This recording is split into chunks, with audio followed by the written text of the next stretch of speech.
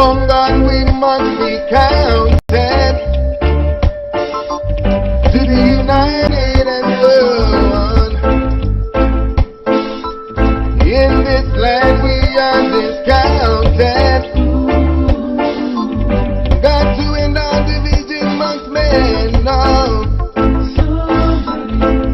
So many have been replaced with the power money brings pain.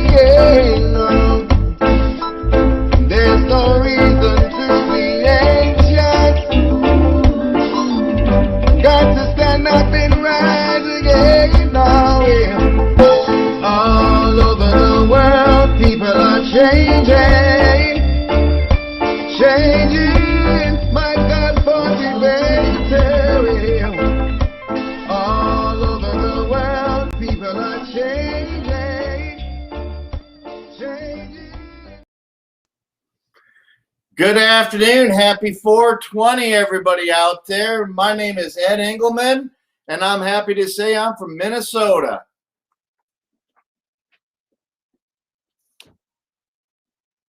You're muted, Daryl. Hello, Ed. I'm happy to say I'm from the great city of Maplewood, or Maplewood, as some of us like to say at 420. Nice to see everybody out there.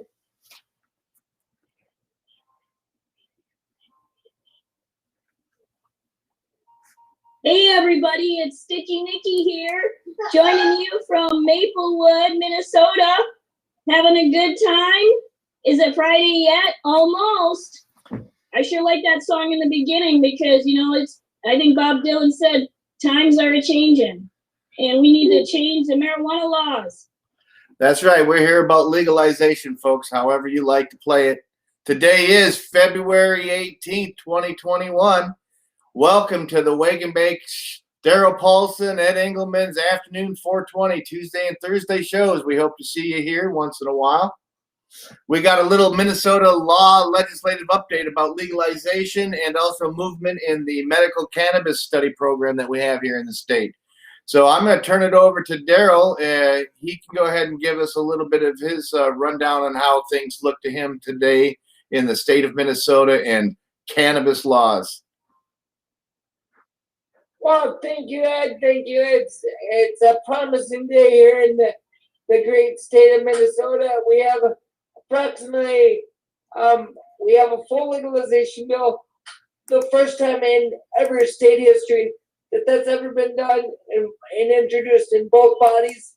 That is actually making its way in the House as we speak. And then we have several smaller bills in consideration, kind of technical bills to deal with, doing some cleanup and addressing some issues like should we add raw flower to the medical cannabis program, or should we not? Those are things we can discuss today. So I don't know how you want to handle it. If you've got some the bill numbers and some screens, we can talk about it. I sure do, Daryl. I'll go ahead and pull up my bills. The state of Minnesota legislature sure does make it easy. You can go ahead and create an account online, www.leg.mn.gov. You can create your own My Bills, and you can add bills or remove bills from a list that's tailored to what you're interested in the state of Minnesota. So I'm going to go ahead and pull up my bills. Let me share my screen so that we can all look at what's going on with legalization. That sounds good, Ed. I appreciate that. As we wait for the screen to pop up, let's all give thanks to trying to legalize weed here in Minnesota. Everybody is doing a good part this week, and we're going to give you a quick rundown as to what to do next.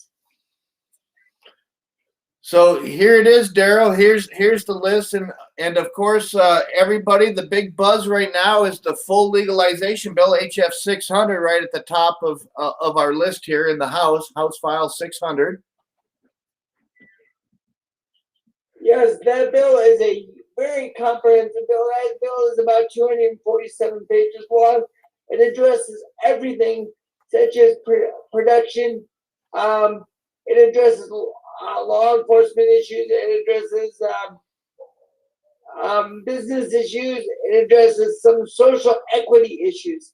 That is a real interesting piece as these next few bills enter through committee.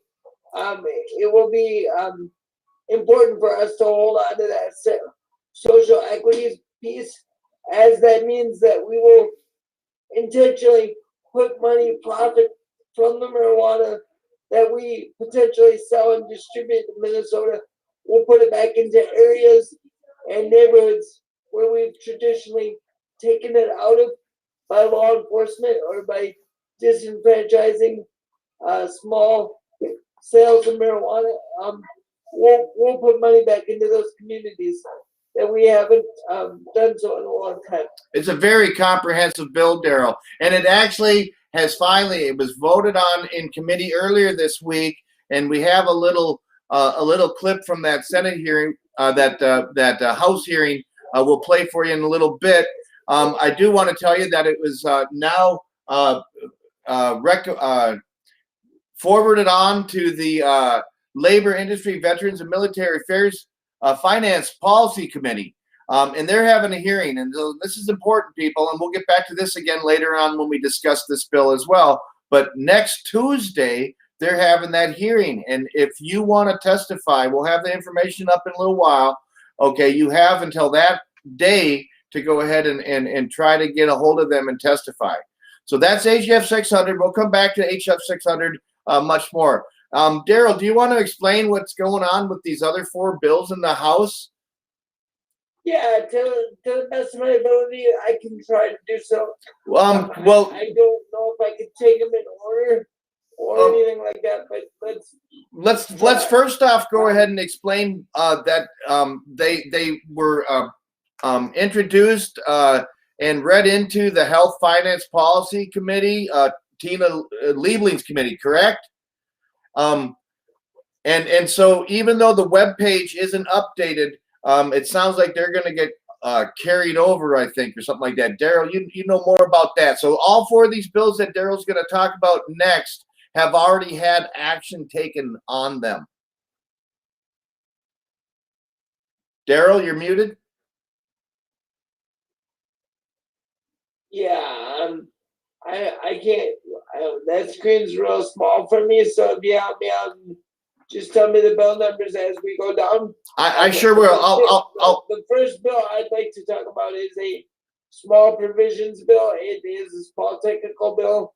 I believe it is House File 907. Is that Okay. on the list? It sure is. I'll read the bill name. HF 907, Medical Cannabis Program Requirements Modified, Civil Remedies Authorized, and an Affirmative Defense Established. And that was introduced into the Health Finance Policy Committee on the 8th of February. Yeah, and I believe in then yesterday I believe they did look at that provision and that they took a vote on that bill, and I believe that did pass out of committee. I was real interested to hear about that bill because I thought it would do more than what it did.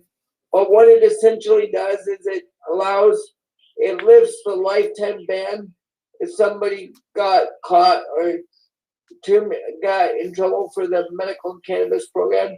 It gives them a year suspension, and then they can ask to repetition, as well as it establishes the affirmative defense, which is something that I worked for personally on and off for 20 years to get an affirmative defense for medical cannabis. So this bill is exciting to me, and I hope we can all support it. I agree with you, Daryl. And then we have House. There's a couple other bills that look similar together, and I believe those bills are from Munson and Gomez. Are those the next ones? I'll take them in order. There's two of them that are very similar, and that's what Daryl. One is House File 675. The other one is House File 1023.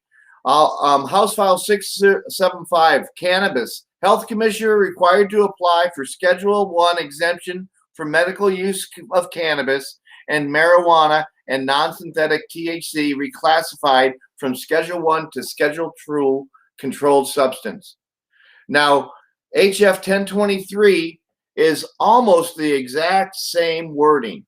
Cannabis, Health Commissioner required to apply for federal Schedule 1 exemption for medical use of cannabis and marijuana and non-synthetic THC reclassified from Schedule 1 to Schedule 2 controlled substance. So those are the two now that we're talking about, that you're talking about, right? Gomez and I believe those got laid over for possible inclusion in a bigger omnibus package down the road. I believe one is gonna fold into the other one. I believe they're gonna, they'll probably take the one that says cannabis because they'll want to align it with the medical or the existing cannabis program in their state. Definitely watch for those two bills to morph together. That's my prediction. And then the other bill would be the biggest bill that we heard about was adding flower to the medical cannabis program, or flower in general. They talked about that. And what was interesting on that, they talked about flavored cannabis. Oh goodness. There's different flavors of cannabis. There is different flavors. I didn't know that. I thought it was always either straight black or straight tangerine. I didn't know that there was this purple kush, or there's all these different other flavors that most people can benefit from. Because the strains and the trichomes and the terpenes, those are what we actually need. We actually need that. The dried flower and the leaf, we can use those things too to cook with, and that also has medical value. Right. I guess my point was, I'm saying this really small update, this short update rather, I guess would be that it's exciting news in Minnesota to have the state looking at this as a viable solution to what has been created because of the pandemic and because of the shortfalls of our economic government problems. I think cannabis today is closer to becoming regulated and legal in Minnesota than it has in the last decade or so. So let's keep the pressure on. I agree. Let's talk about that. I agree. And then the last one, which I find a great interest in, is it does have to do with just the medical program in Minnesota, but that is House File 813, Medical Cannabis Program Modified, and dried raw cannabis combustion by patients age 21 or older allowed. Folks, this is where we get to actually have whole plant combustible cannabis, raw cannabis to smoke. And this I think is important as well, Daryl. If you and Nikki wanted to go ahead and chat about this, you think this also got laid over possibly? There's actually they took a vote on this, which was interesting. I don't know what the vote actually meant, because I don't know if it means that they're gonna add it to a possible omnibus bill, or if they just wanted to take the tempo and possibly move it to another committee. But the vote on this, I believe, came out 10-7 in favor of adding flower to the medical cannabis program. And I believe that was largely due to part of Kyle Kingley's testimony, which was the founder of the Medical Marijuana cannabis program in Minnesota.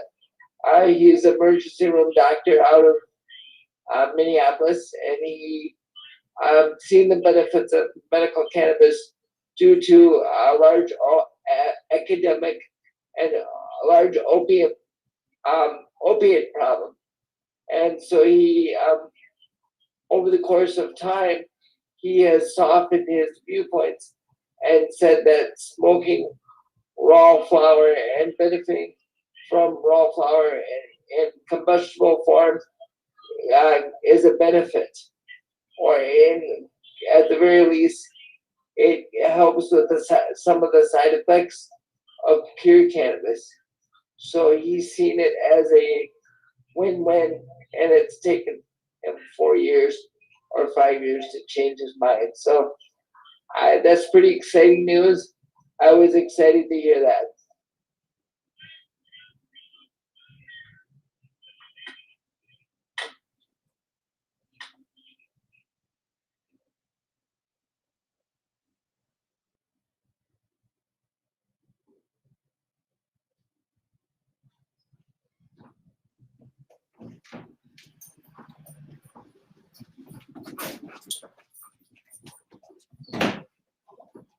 Can you hear me? Yeah. I was just putting up some numbers in the chat for Representative Ryan Winkler, Senator Franzen, and Representative Liebling. Oops. Okay. Still here. I'm here. We got an echo. Oh shoot. Corey sent a message saying that we were my screen share wasn't working. That's why I'm not sharing the screen share there anymore. Sorry about that. Didn't mean to interrupt. We were talking about the flower cannabis in the medical program, right? Okay.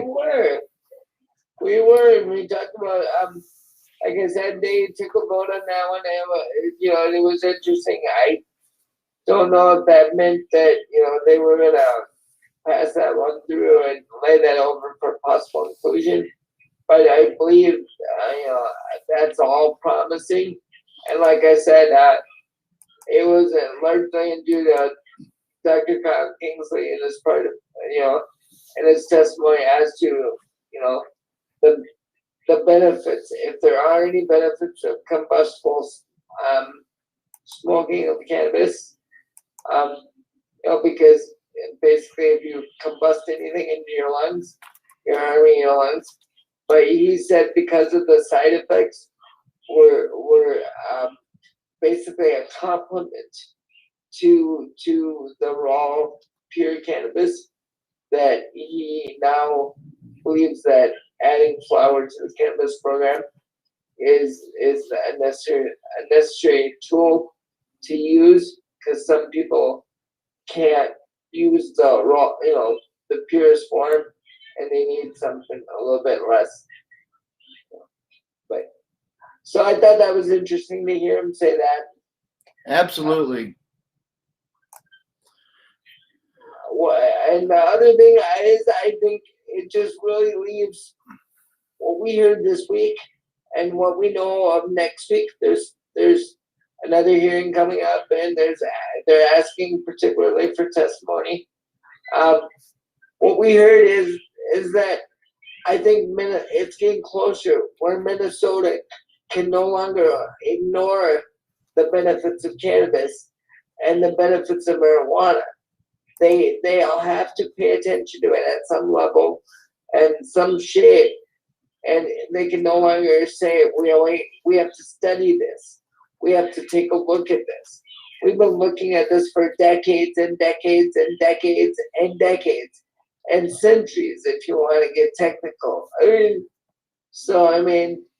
At some point, we have to recognize the benefits. We have to mobilize people, and we have to understand that even people that disagree with us smoke pot. And we got to get to those people too. That's right. So if we want to go ahead and get into deeper discussion now on HF 600, I would be glad to go ahead and see if we can, I'll try to go ahead and share the introduction.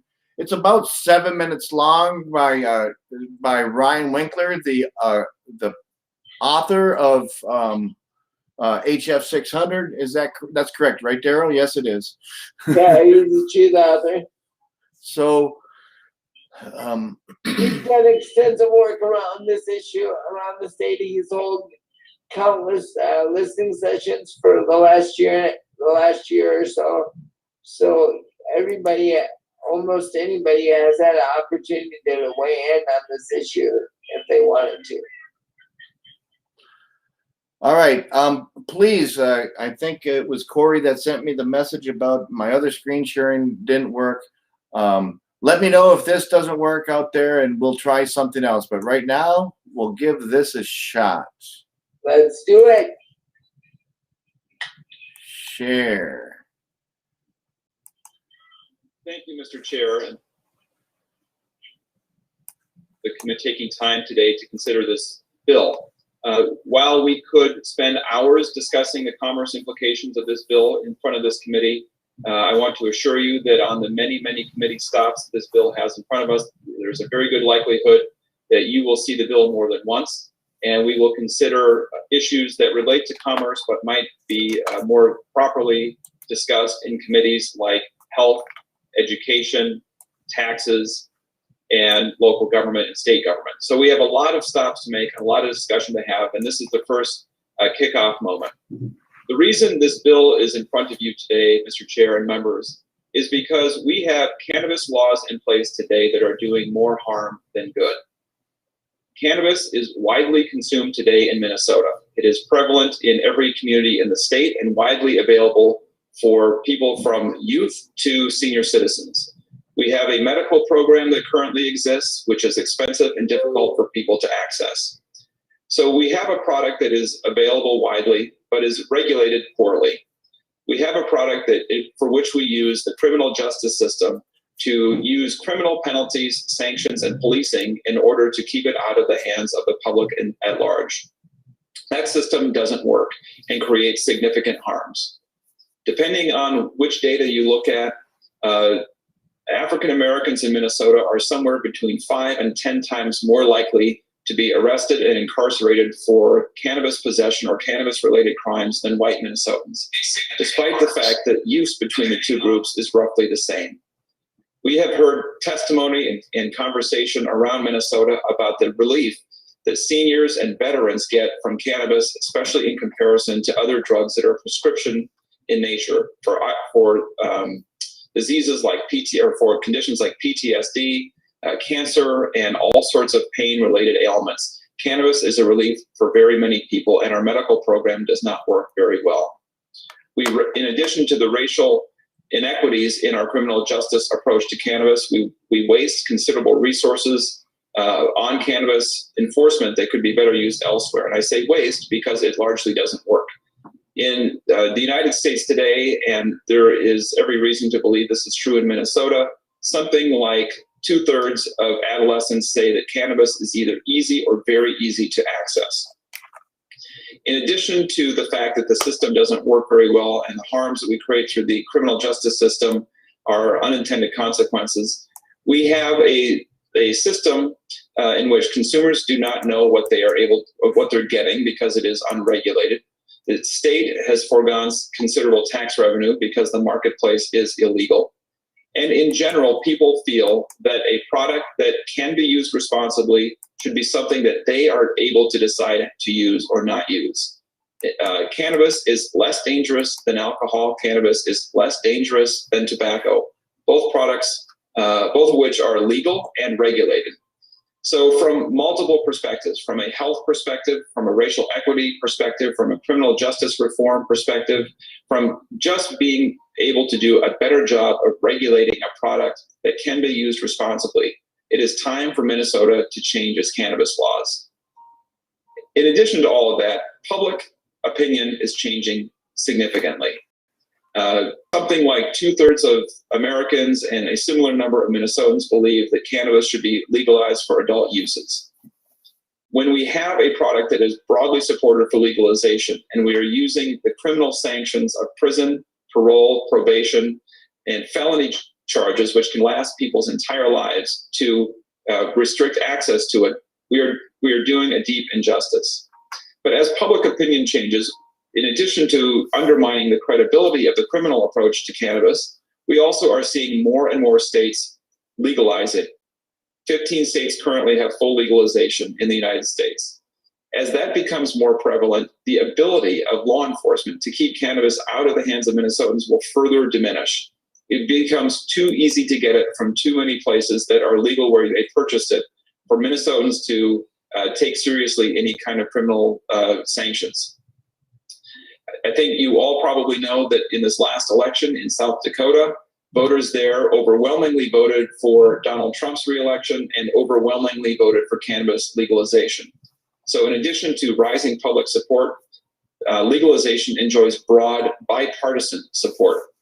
So as we consider this bill today, take a look at amendments and have discussion. I want you on both sides to know that we are committed to passing a bill that addresses the failures of our current policy, but also addresses the concerns, the legitimate concerns raised by many people who are concerned about the effect of legalization. We are trying to get this right. That is why we had 15 town halls across Minnesota. That is why we've worked with dozens of legislators to put this policy together over 18 months. We've met with countless advocacy organizations. We've worked with every state agency that could touch on this bill. We've studied what has happened in other states, what has gone well and what has not gone well. And we believe that House File 600 represents the best foot forward Minnesota can possibly take on cannabis legalization. It is coming. It is time for us to get it right, and that's what this bill represents. It's not perfect, but I think through the work in this committee today, through the work with advocacy organizations and your input, we can make it better and move it towards final passage. Mr. Chair, I do have an author's amendment, and if you'd be willing to move that, I'd like to put that on the bill before proceeding with testimony. Certainly, Leader Winkler. I will move the A3 amendment, which is an amendment that I understand gets the bill in the shape you wish the committee to consider it. I don't know if you have any other remarks to the A3. Mr. Chair, the only thing I would say to the A3 is that it represents feedback provided by organizations and people since we drafted the bill and introduced it last session.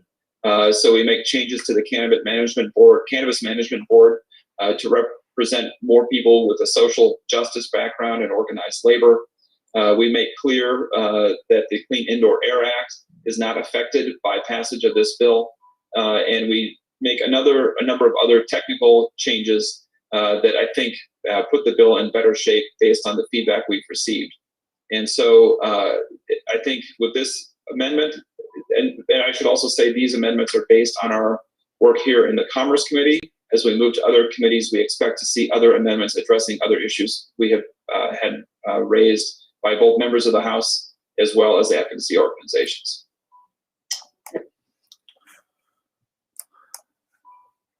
So that was the introduction, and I will let you know that the amendment went on to be approved and adopted in the committee.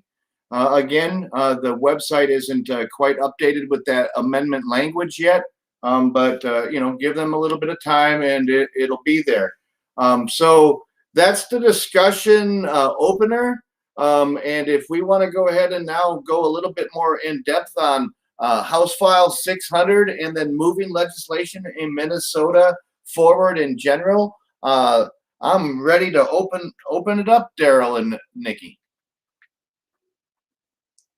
Yeah, I'll start it up until Sticky Nicky can join us there. But what I would say is that this is the beginning. This committee, this bill particularly, is so complex that it will hit almost 15 committees by the time it actually gets out of the House. And then we'll have to do something similar in the Senate. So by the time it gets to the governor's desk, you and I and other people that are watching will all be pros. We'll be experts because we know about marijuana more than they do. And it's up to us to teach our legislators the benefits of marijuana, both from a medical standpoint and from an economic standpoint. and simply from a recreational standpoint. I know we don't want to call it recreational cannabis. We want to call it adult use cannabis because we don't call it recreational booze, do we? Nah, that doesn't sound right. But we do call it alcoholic beverages. So yeah, I want to enjoy in some alcoholic or in some adult cannabis use. And I think that as long as other states are doing it right next to me, why doesn't Minnesota jump on the bandwagon and do the same thing? Well, that's what we're talking about, folks. You got to call your legislator. You got to call your representative. Let them know today.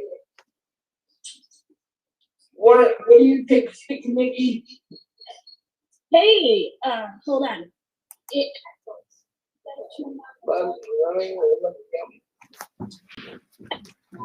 Sorry, we're just not wanting to echo for you. Hold on. Well, let me go ahead and step in here for a minute. If you're one of those people that like the top-down approach, then the way to do that is to go ahead and pressure the governor at the top of our government. And his phone number, as displayed across the bottom of the screen, I hope out there in everywhere land, would be toll-free 1-800-657-3717. All you have to do is let the person, most likely some aide, that you want to leave a message for the governor that you support legalization or you support cannabis reform, however you want to say it in your own words. You don't have to refer to any specific bill, people. Just call and leave the old governor a message saying that you support legalization, and that will go ahead and put a little pressure at the top side of things. So that's the office of the governor, good old Tim Walz, and the lieutenant governor, Peggy Flanagan, area code 651-201-3400. You can go ahead and give them a call. If you need to use the Minnesota relay system, 800-627-3529.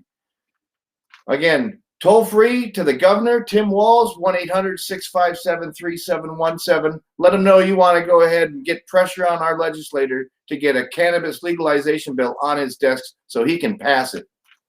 Back to you, Daryl. You're muted as well. And Nikki?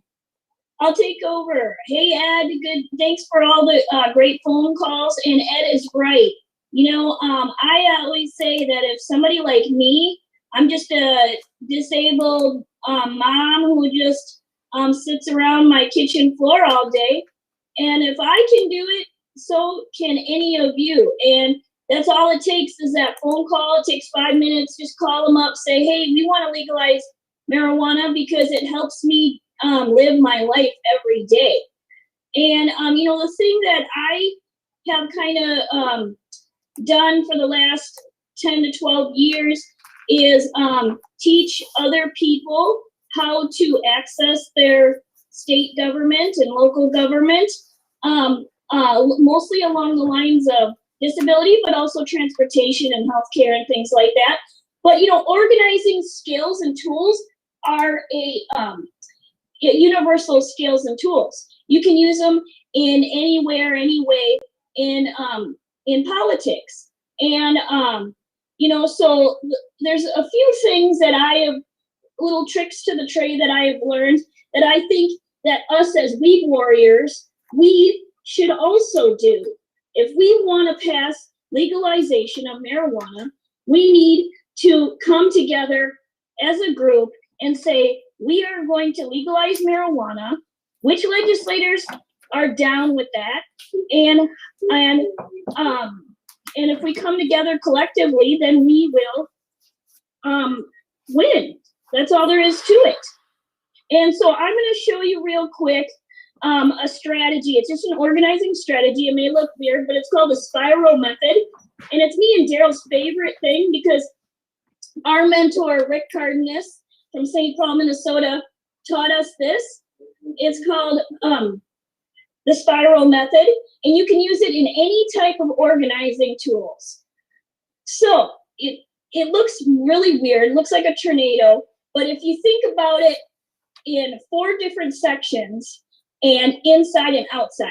So there are the people on the outside, us, the weed warriors, the activists, the people who are testifying, pushing the advocacy forward. Are we good? Okay, sorry. I heard some feedback.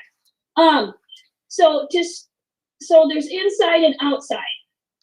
Like I said, outside people are the advocates, the activists, and the testifiers and such. Inside people are the senators, the legislators, the House of Representatives, and the governor, DHS, public safety. All the government folks are the inside folks. And they have their role too, just like the outside has their roles. But it's important to understand that the inside folks have their roles and us outside folks have our own roles. And they need to be clear. And so in the spiral method, the first thing to do is identify your issues that need to be resolved. It can be one issue you can hone in on, or it can be multiple issues. Obviously, we want to know that legalizing marijuana is the big overarching issue. But many of us who are in the movement have very specific thoughts and ideas about how we should do that, right? And so we need to write those out. We need to identify our objectives, our constraints, and our alternative issues as well. You know, the thing about politics that I have learned is that the art of politics is compromise. You know, when you work on any type of legislation, you go in and you say, this is my list, this is what I want, this is.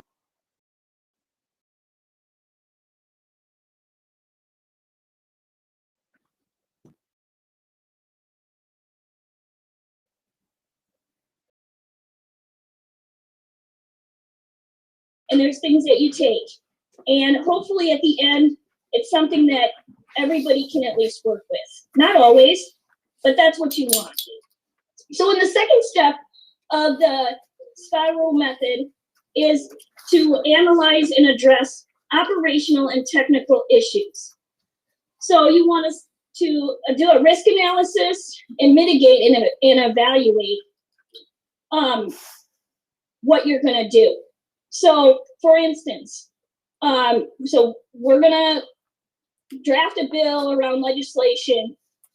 How are we gonna get it through all its committees? And we actually sit down and write out a plan of how we're gonna do that, who's going to be doing that. And then we analyze that as a group and say, what does everybody think of this plan and will it work?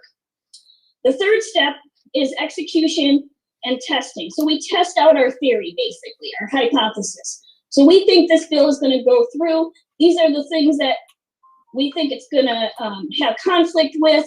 This is how we're going to mitigate it. Now it's time to test to see if it works.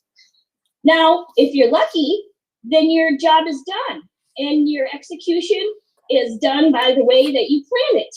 But usually in politics, that's not quite how it goes. And I think anybody here who has done any political work in any sort of time has seen that it doesn't work that quickly.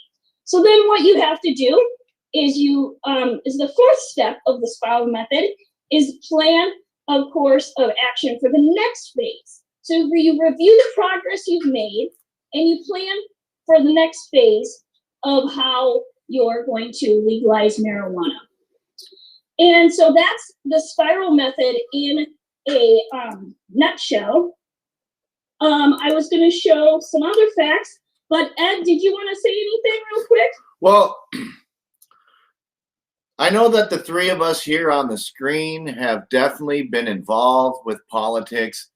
And so we have the hindsight to know that it's a slow spiral. It's a slow wheel, and it can have many more iterations than just the very simple spiral that Nikki's going over. And believe me, folks, as you traverse out from that middle, that start point, and you go through those phases over and over again, and then you replan for the next iteration, and you get through it, and you say, oh man, it seems like we're back at square number one. Folks, we're getting close, and we're busting down doors, metaphorically speaking. We got a hearing, and it got moved to the next hearing, the full legalization of cannabis bill. We have. Daryl worked for decades to get us a medical program in the state of Minnesota. It isn't the best program, but it does work for many people. It got to be better. We have to improve upon it, okay? So we are making progress. It stinks that it's slow, folks, but in Minnesota, we're doing the best we can, and we need everybody's help. That's what I got to say, Nikki. That spiral, don't let it eat you away. No, man. And we've done that spiral, and we've gone over and over again. Like you said, you can take every issue that you think about and care about, you can test it. And understand that if you organize right, if you do it right, you can do it in a short amount of time. But most good things take a lot of time, and they want you to vet it. I mean, in committee. The reason they do that is try to get you. They try to get you to compromise, or they try to get you to cut the cost down. It really boils down to a financial drain, or if it's an asset. If it's a program that's an asset to Minnesota, like Minnesota can lead the way, then we can go pilot project.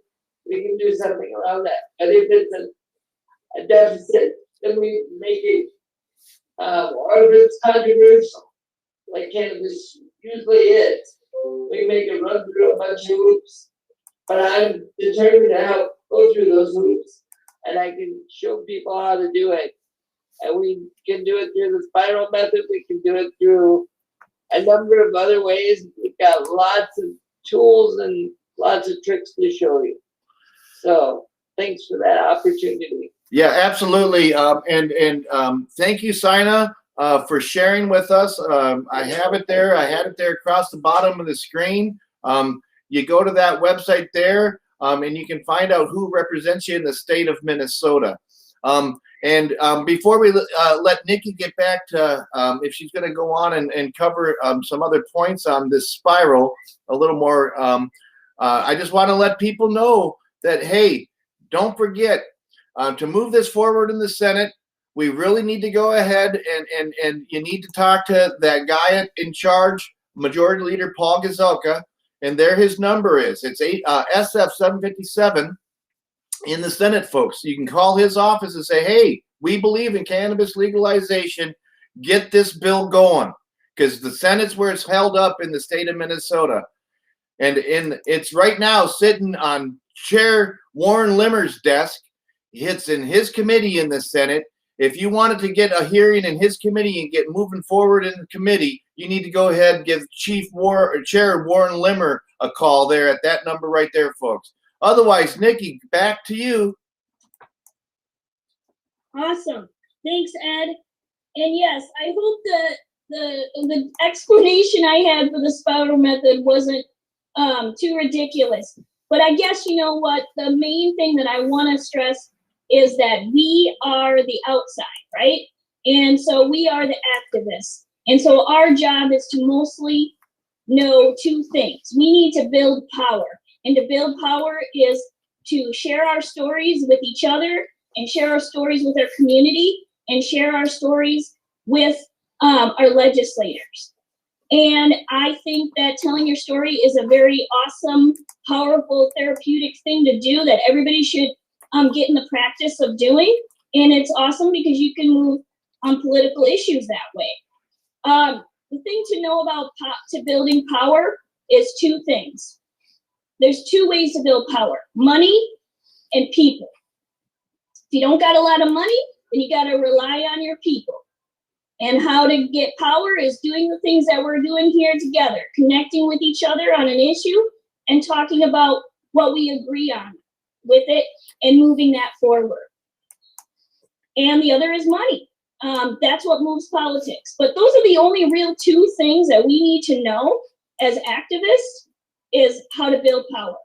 And so with that, I'm going to yield the rest of my time to Daryl. And maybe next time we'll talk more about a little bit more in depth about how the process goes from a bill to a law. I look forward to that, Nikki. Thank you very much. And Daryl, back to you. You're muted, sir.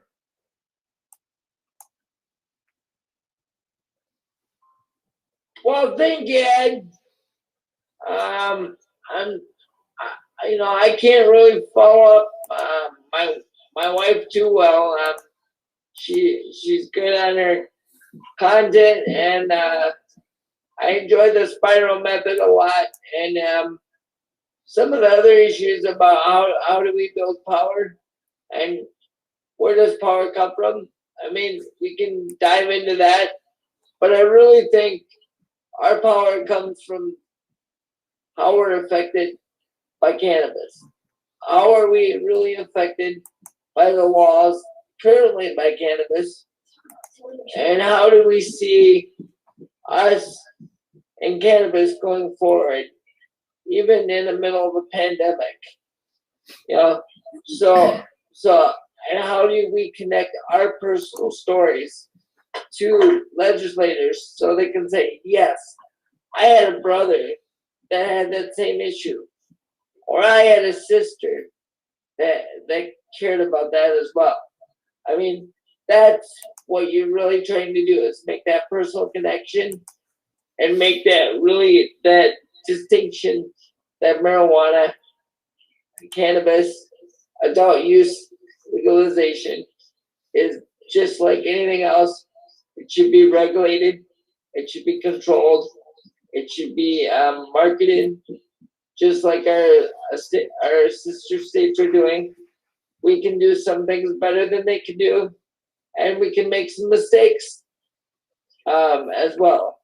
But the time is now to put it on the table, and let's not be any further behind the eight ball and making this happen. So let's talk for a moment, Daryl, about next Tuesday, February 23rd's meeting. It's at 3 o'clock in the afternoon. I don't have no volume here, so hold on one second. Okay. I think it was all due to a feedback thing. You're trying to control that. Here we go. How we doing now? I can hear you. I can hear you now too. So I don't know. I mean, we can dive deeper. We can. Well, I just wanted to go ahead and Hey, repeat yourself. That's what I need to do. I am. I do too. I didn't hear what you said on the last time. Sorry about that. Right. Well, what I was saying is, first off, call to action. This is going in front of the Labor, Industry, Veterans, Military Affairs, Finance Policy Committee next Tuesday. And if people out there, if there's veterans out there, please, if there's people out there that have a story to tell, please get a hold of the legislative assistant. His name is Travis Reese. On the website, on the legislative website, he has posted that you can go ahead and request to be a committee, appear in front of the committee up to 3 hours prior to the start of the hearing. Okay, so they do say. Let's not test that, folks. Technology is wacko, and we were supposed to be in a hearing at 1 o'clock today, but because they were debating whether or not the schools are opening fast enough or not, our hearing did not get going until a little after 2 o'clock. So and so that cuts into testimony, that cuts into other legislation that they want to hear as well. So Oh, definitely that there's no doubt in any of that, Daryl. The schedules that they have are due and do change. Okay, I was just saying that right now it's on the schedule for 3 o'clock on Tuesday. And if you think that you have a story to tell, that's of course the discussion is on HF 600 and will be limited to the jurisdiction of this committee. So they will try to limit you to the scope of what you can talk about, just to let you know. But you can contact Travis Reese at that email address, okay, and get on the thing. If you are a member of Minnesota Normal, you can try to contact them and go through them. If you're on Sensible Minnesota or any other number of groups out there, they can also try to lead you. Or if you're simply a citizen like me, Ed, Yes. you just need to know how. You just need to know, how do I tell my story? What parts do I tell? What parts do I leave out? You can contact me directly. You can contact Nikki. If you got a compelling story, and even if you don't, even if you don't think you do, everybody has a powerful story, and one of us will be glad to edit that with you and work with you. And maybe it's too soon to tell your story now, but we'll work with you. You'll definitely have an opportunity to share your story and tell your story if that's what you're comfortable in doing. And if not, we have other things for you to do as well. So that's where HF 600 is going next Tuesday, is to the Labor, Industry, Veterans, Military Affairs, Finance Policy Committee. Right now it's on the agenda. I believe, Daryl, I looked at the schedule earlier for the committee hearing, and it's the third agenda item. Again, those agenda schedules can change. yes, Ed, and like our bill was supposed to be the first bill on the agenda today, it was the second bill on the agenda. So and the committee chair, of course, he scares us, and he says, "I don't care if this is the only bill we hear today." And I'm thinking, well, great. I just sat around for an hour and a half thinking you're going to hear our bill, and you're saying, well, this might be the only bill I hear. And luckily, he was able to hear all four of his bills. So that's excellent news. That's excellent news, Daryl. One other thing, testimony does not have to be made live. Testimony can be in written format, or you can submit letters in opposition, or for or against, of course, to the committee. I believe, Daryl, also. So yeah, and please, they like letters, they like emails. You can submit written testimony as well, and that way then they can leave space for what they deem as expert testimony. But the thing that we tell people is we're the experts, right? We know how it affects our lives and how government affects us, right? So this BS about, we have to hear from the experts. Well, we're the experts. We know whether marijuana helps us or not. We know whether or not we can use it responsibly or not, and we should have every right to use it just like alcohol or tobacco. And again, going across the bottom of our screen is the phone numbers for the office of our governor, Mr. Tim Walz. Because if you're one of those people that like to go ahead and have leadership from the top down, you can call and leave a message that states that you support legalization of cannabis for adult use in Minnesota. You don't have to go into depth if you don't want to, people, but believe me, they like to hear from us. They need to hear from us if we're ever going to have legal marijuana for adult use recreational in Minnesota. It's no worse. It's safer than alcohol. It's safer than your bathtub, people. Well, I don't know about that. I have a shower, and my shower is plugged up for weeks. But if you're saying it's safer than my bathtub, I'll give it a shot. I think I might try smoking in the shower. And I'll let you know how that works. That sounds like a fun idea, Daryl. So Well, we've gone through the legislative update. Nikki gave us an introduction to the spiral system. Again, thank you, Nikki. Do we have anything else to say right now, or are we going to go ahead and tell these people we'll see them hopefully next Tuesday afternoon? We will absolutely hopefully see them next Tuesday afternoon with more details and bigger and better and brighter updates. Keep smoking, stay awake if you can, wake and bake all the time. Nikki, you have anything to say? Nothing. Just good to be with you too, and peace out, everybody. All right. We'll see you next week, people. Thank you.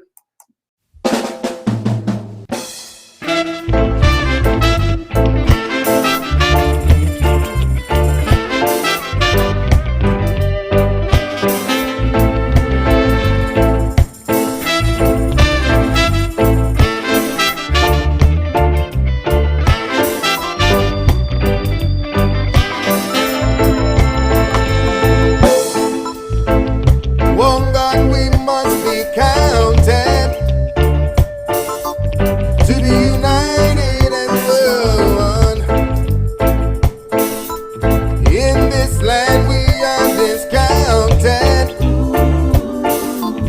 Got to end our division amongst men now. So many have been replaced with the power money brings pain. No. There's no reason to be anxious. Got to stand up and rise again now. All over the world, people are changing, changing. My God, for the better. All over the world, people are changing, changing.